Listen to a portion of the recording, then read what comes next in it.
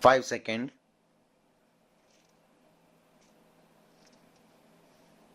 Start. The beginnings of British political sway over India may be traced to the Battle of Plassey in 1757 when the East India Company's forces defeated Sirajud-Dowlah, the Nawab of Bengal. The earlier British struggle with the French in South India had been but a dress rehearsal. The lessons learned there were profitably applied in Bengal.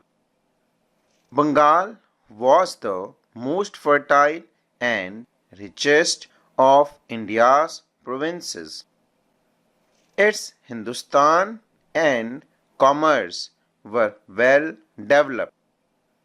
The East India Company and its servant had highly profitable trading interests in the province. The company had secured valuable privileges in 1717 under a royal firman by the Mughal emperor, which had granted the company the freedom to export and import their goods in Bengal without paying taxes and the right to issue passes or dastaks for the movement of such goods. The company's servants were also permitted to trade but were not covered by this farman. They were required to pay the same taxes as Indian merchants. This farman was a perpetual source of conflict between the company and the Nawabs of Bengal. For one, it meant loss of revenue to the Bengal government.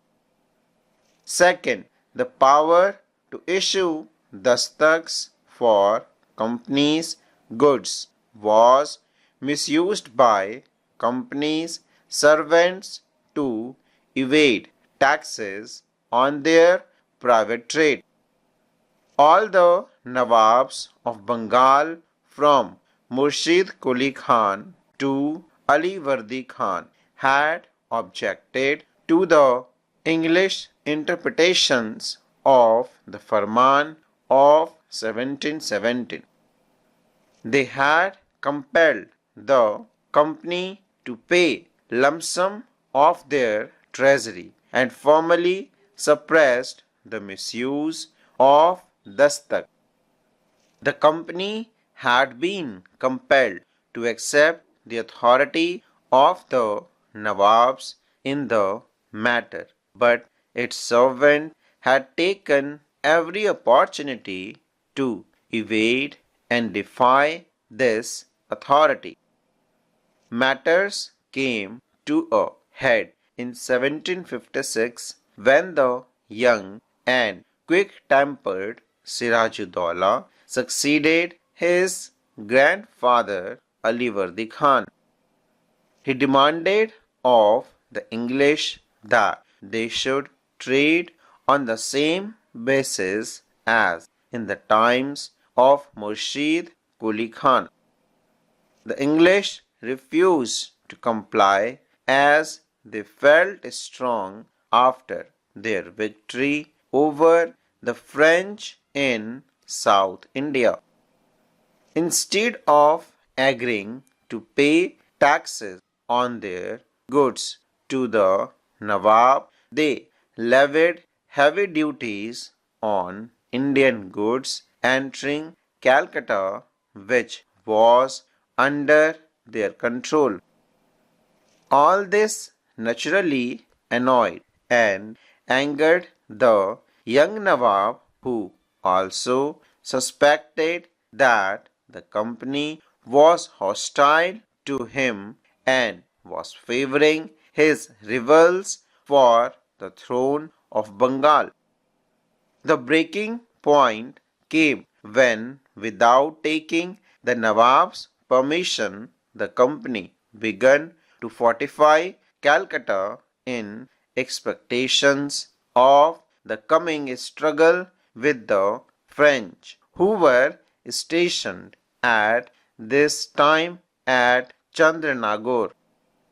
Siraj rightly interpreted this action as an attack upon his sovereignty. In other words, Siraj was willing to let the European remain as merchant but not as masters. He ordered both the English and the French to demolish their fortifications at Calcutta and Chandranagore and to desist from fighting each other. While the French company obeyed his order, the English company refused to do so, for its ambition had been whetted and its confidence enhanced by its victories in the Carnatic. It was now determined to remain in Bengal even against the wishes of the Nawab and to trade there on its own terms.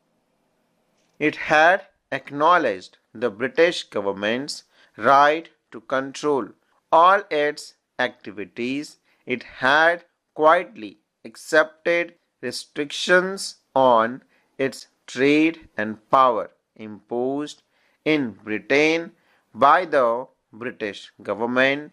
Its right to trade with the East has been extinguished by the Parliament in 1693 when its charter was withdrawn. It had paid huge bribes to the king, the parliament, and the politicians of Britain. In 1 year alone, it had to pay pound 80,000 in bribes. Nevertheless, the English company demanded the absolute right to trade freely in Bengal, irrespective of the Bengal Nawab's order. This amounted to a direct challenge to the Nawab's sovereignty. No rule could possibly accept this position. Sirajuddaulah and the statesmanship to see the long-term implications of the English designs. He decided to make them obey the laws of the land. Acting with great energy but with undue haste and inadequate preparation, Sirajuddaulah seized the English factory at Qasim Bazar, marched on to Calcutta, and occupied Fort William on 20 June 1756. He then retired from Calcutta to celebrate his easy victory, letting the English escape with their ships. This was a mistake, for he had underestimated the strength of his enemy. The English officials took refuge at Fulta near the sea, protected by their naval superiority. Here they waited for aid from Madras and in meantime organized a web of intrigue and treachery with the leading men of the Nawab's court. Chief among these were Mir Jafar, the Mir Bakshi, Manik Chand, the officer in charge of Calcutta, Amit Chand, a rich merchant, Jagat Seth, the biggest banker of Bengal, and Khadim Khan, who commanded a large number of the Nawab's troops. From Madras came a strong naval and military force under Admiral Watson and Colonel Clive.